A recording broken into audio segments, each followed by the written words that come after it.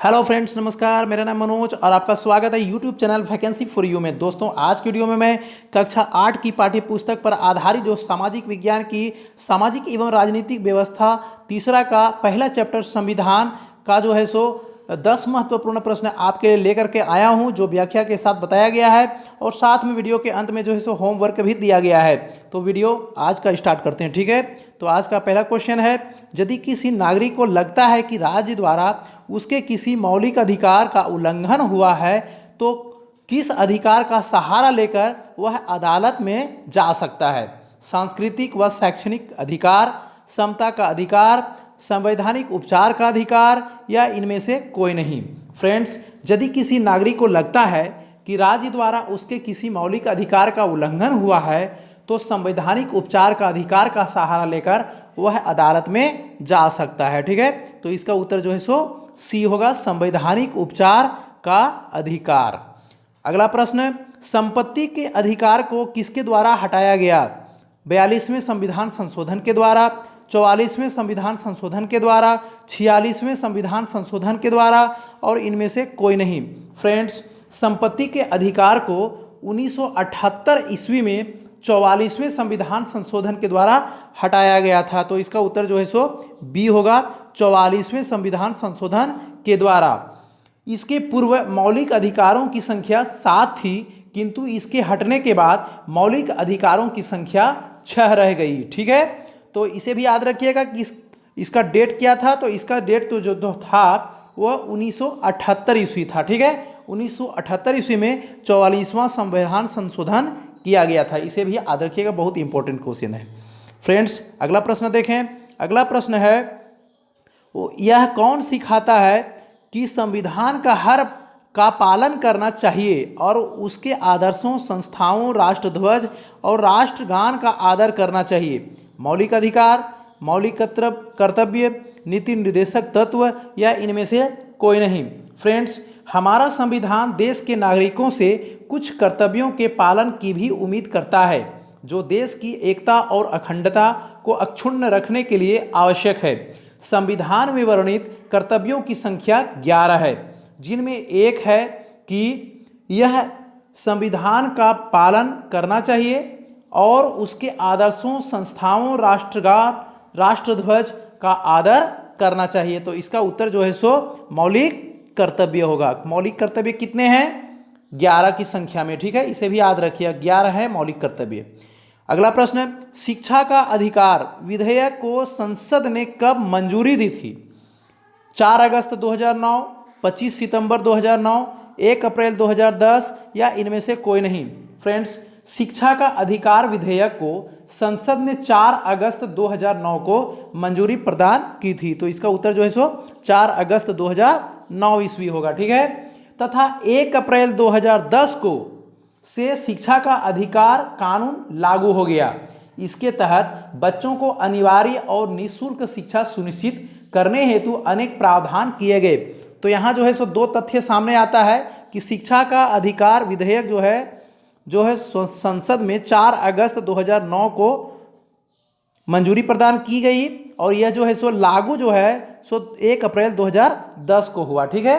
तो दोनों तिथि को याद रखिएगा, ये बहुत इंपॉर्टेंट पॉइंट्स है, ठीक है। तो आज का अगला प्रश्न देखें। आज का अगला प्रश्न है, मूल कर्तव्यों को संविधान में कब जोड़ा गया?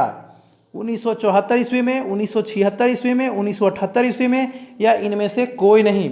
फ्रेंड्स, संविधान के पुनरीक्षण के लिए गठित स्वर्ण सिंह समिति की रिपोर्ट के आधार पर 1976 ईस्वी में 42वें संविधान संशोधन अधिनियम द्वारा भाग 4 क को जोड़कर मूल कर्तव्यों को शामिल किया गया है, ठीक है।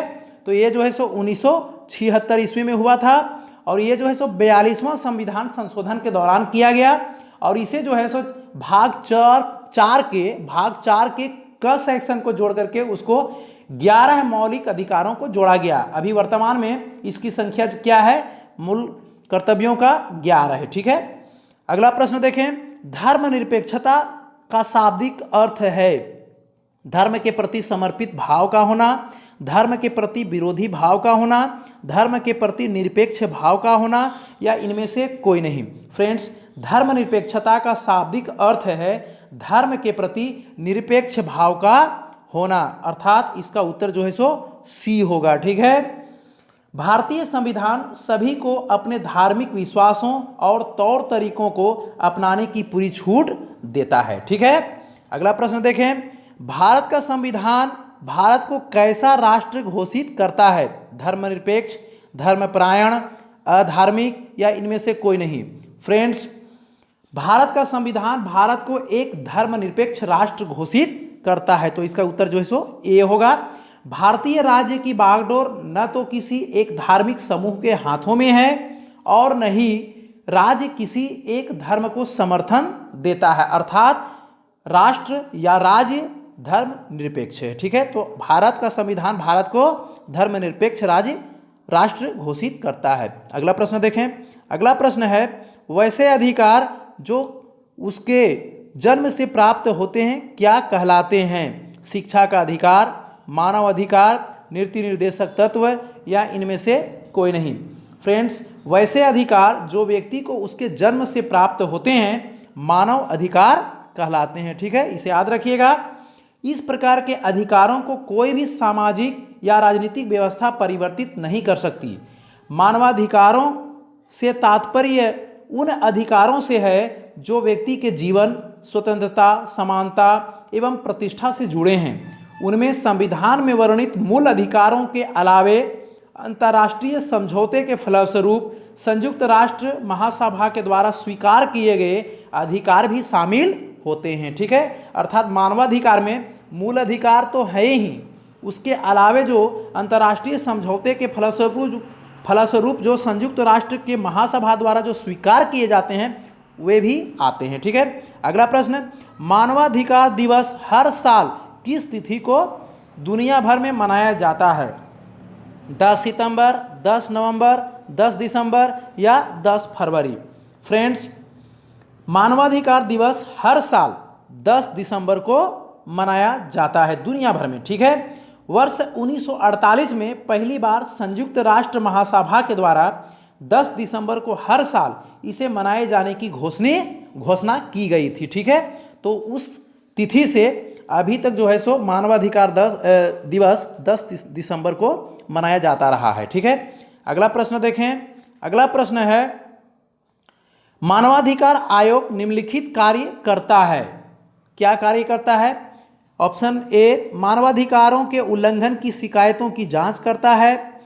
बी, मानवाधिकारों के उपयोग में बाधक आतंकवादी कार्यों की समीक्षा करता है। सी, मानवाधिकारों के क्षेत्र में अनुसंधान को प्रोत्साहित करता है। या डी, उपर्युक्त सभी कथन सत्य हैं। तो फ्रेंड्स, मानवाधिकार के संरक्षण के लिए देश में राष्ट्रीय मानवाधिकार आयोग तथा राज्य में राज्य मानवाधिकार आयोग का गठन किया गया है।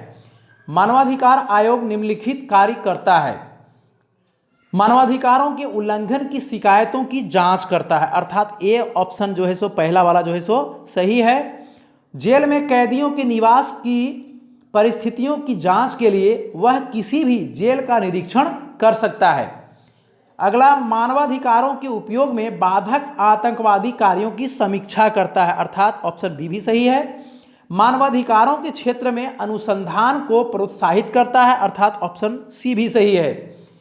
और इसके अलावा मानवाधिकारों के क्षेत्र में कार्यरत गैर सरकारी संगठनों को प्रोत्साहन भी देता है, अर्थात यहाँ उत्तर जो है सो ऑप्शन डी होगा। ठीक है, चूंकि सभी के सभी कथन सत्य हैं।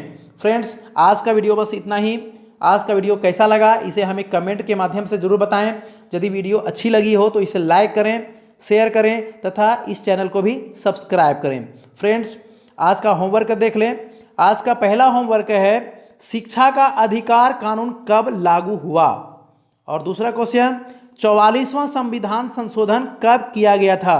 फ्रेंड्स, दोनों प्रश्न जो है सो आज के विषय में कहीं न कहीं आए हैं। यदि आपने ध्यान नहीं दिया है तो एक बार फिर से आप इस वीडियो को देखें तो आपको सारी बातें समझ में आ जाएंगी। तो आज का वीडियो बस इतना ही।